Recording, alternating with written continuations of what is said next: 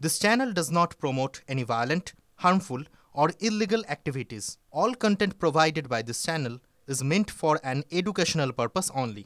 President পদ ছেড়ে দিতে রাজি জেলেনস্কি। রাশিয়া ইউক্রেন যুদ্ধের ৩ বছর পূর্তির দিনই এমনটা ইঙ্গিত দিলেন ইউক্রেনের প্রেসিডেন্ট। তিনি বলেন, যদি কিয়েভকে ন্যাটোয় শামিল করা হয় তবে আমি প্রেসিডেন্ট পদ ছেড়ে দিতেও রাজি।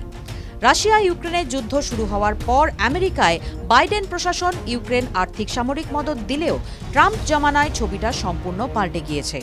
ইউক্রেনে যাবতীয় আর্থিক মদদ বন্ধ করে দিয়েছে ট্রাম্প প্রশাসন।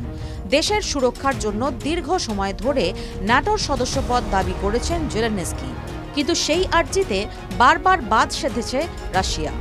রাশিয়া ইউক্রেনের যুদ্ধ থামাতে মধ্যস্থতা করতে রাজি প্রেসিডেন্ট ডোনাল্ড ট্রাম্প। এদিকে জেলেনস্কিও বলছেন তিনি ট্রাম্পের সঙ্গে দেখা করতে চান। দাবি করেছেন রাশিয়ার প্রেসিডেন্টের সঙ্গে ট্রাম্পের সাক্ষাতের আগেই তিনি দেখা করতে চান। যুদ্ধ থামানোর চুক্তিতেও ন্যাটোর সদস্যপদ দাবি করছেন তিনি।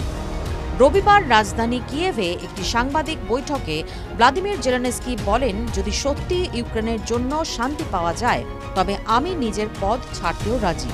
ন্যাটোর সদস্য করলে প্রয়োজনে আমি অবিলম্বে প্রেসিডেন্ট পদ ছেড়ে দেব। গত সপ্তাহেই মার্কিন ও রাশিয়ান আধিকারিকরা সাক্ষাৎ ও উচ্চ পর্যায়ের বৈঠক করেন। তারপর থেকেই রেগে লাল ইউক্রেন ও ইউরোপের অন্যান্য দেশ। চুপ থাকেননি ট্রাম্পও। সম্প্রতি তিনি জেলেনস্কিকে স্বৈরাচারী বলেন, অভিযোগ করেন যে রাশিয়া নয় ইউক্রেনে যুদ্ধ শুরু করেছিল। এবার জেলেনস্কিকে সরাতে ট্রাম্প ন্যাটোর সদস্য পদ দেয় কিনা তাই দেখার। টিভি9 বাংলা ডিজিটাল।